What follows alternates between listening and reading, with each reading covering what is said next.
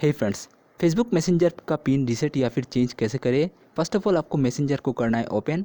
अभी आपको क्या करना है, 3 लाइन दिखाई दे रहा है नीचे मेनू, उस पर टैप करना है। सेटिंग दिखाई दे रहा है, ओपन करना है यहाँ से और आपको स्क्रॉल डाउन करना है। आपको प्राइवेसी एंड सेफ्टी का ऑप्शन दिखाई दे रहा है, यहाँ से इसको करना है ओपन। अभी आपको क्या करना है, end to end encrypted chat दिखाई दे रहा है, आप देख सकते हो।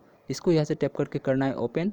मैसेज स्टोरेज लिखा आ रहा है, उस पर यहाँ पे टैप करना है और यहाँ पे आपको जैसे ही स्क्रॉल डाउन थोड़ा सा करोगे रीसेट का ऑप्शन दिखाई दे रहा है, रीसेट पिन आप देख सकते हो, यहाँ पे टैप करना है। जैसे आप रीसेट पिन पे टैप करोगे, क्रिएट योर पिन बता रहा है। कोई भी पिन मैं यहाँ पे डाल देता हूँ, तो पिन यहाँ पे आपको डाल देना है।